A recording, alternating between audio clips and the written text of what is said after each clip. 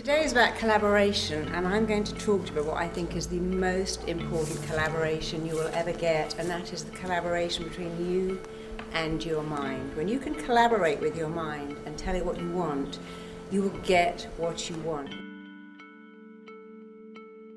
What I believe is you need to know 4 things about your mind, and if you put these 4 things into practice, you will have success across the board at every level. So let me tell you what these 4 things are about your mind.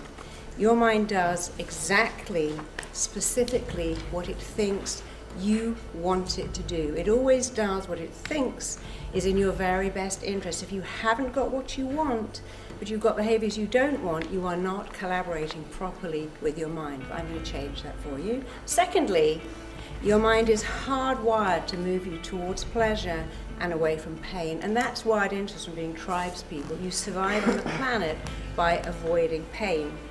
Thirdly, the way you feel about everything all the time is only down to 2 things: the pictures you make in your head and the words you say to yourself. And fourthly, your mind loves what is familiar. It is programmed to keep going over and over again for what is familiar. If you want to succeed at any level, you have got to make what is familiar unfamiliar and what is unfamiliar familiar. So let's start with 1. Your mind does what it really thinks you want it to do. It's always acting in your own interests. And your mind listens all the time to your language. It works out what you're doing and feeling by the words you're using. So if you say, "These exams are killing me, I'm dying under this paperwork, my boss is a nightmare, I'm overwhelmed, I can't cope with the stress." When you say, "I'm dying under the pressure, this workload is killing me," you are telling your mind you don't want to do it. And if your mind thinks you don't want to do it, guess what? It will encourage you to procrastinate, bunk off, and not apply yourself. Your mind is so very, very specific to the words you use that if you say, "I'd love a week off in bed, I'm overwhelmed with this stress, I just wish I could have a week off at home lounging around," your mind goes, "There you go, I've given you the flu. Didn't you ask for that? You said you wanted a week off in bed, and I've given you the flu, there's your week off." If you say, "I'm dreading having to give that presentation next Wednesday, I'd do anything to get out of it," your mind's like, "Okay, why don't I wake you up with a migraine or an upset stomach?" There's your get out of the presentation behavior. And that sounds a little silly, but that is how your mind works. So I worked with a footballer who came from nowhere. He was playing for not any division team, and he went straight into the Premier League. And he wasn't very tall, and he said, I feel daunted because I'm not tall. And I said, okay, so imagine you're Maradona. Do you think Maradona says that when he goes on the pitch? "I don't feel tall enough"? Of course he doesn't. Do you think Michael Owen does that? You have to change your thinking and change your words, because the pictures you make in your head and the words you say to yourself will change everything. That's all you have to do. Arnold Schwarzenegger said, "Modesty is not a word that applies to me in any way at all. I hope it never, ever does." And I love that. And Muhammad Ali said, "It's people's fear that stops them taking on challenges." I told myself I was the greatest before I even was. I believed in myself. And then guess what? I became the greatest. So what a concept. He told himself he was the best, and he became the best, but he didn't just go, "Yeah, I'm the greatest me."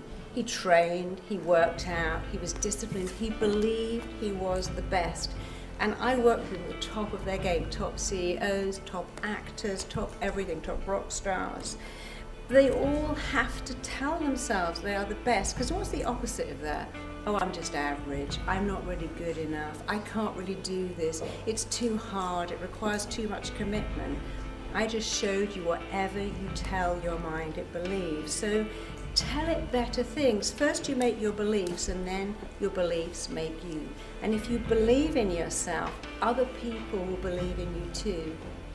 And when you stretch your mind to a new dimension, it never, ever, ever goes back, because your potential expands as you move towards it. You can't even know what your potential is. So when Roger Bannister wanted to run a mile in under 4 minutes, and no one had done that, he did these 4 things. He told himself, I want to do that. I want to make it happen.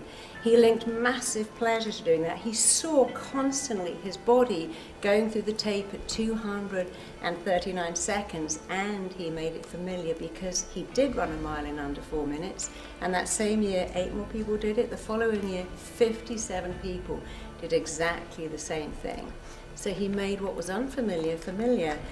You have everything to gain by doing these 4 things. Tell your mind exactly what you want. Use really detailed, descriptive, positive, powerful words. It's not positive thinking, it's rewiring your brain for success. And that is success across the board, not just in business, not just in athletics, but in everything, even in your relationships. Link massive, huge, enormous pleasure to getting there and pain to staying the same. Change the pictures, change the words. When you have a brilliant brain, and we all have a brilliant brain, you have 2 choices. Rationalize why you feel so bad, or talk yourself out of it. I can't cope with these exams, I'm not getting enough sleep. Or change that to, this is temporary, I can do this, I want to do it, I'll sleep later. And make the familiar unfamiliar. Most important, make self-belief so normal to you that everyone else believes in you too.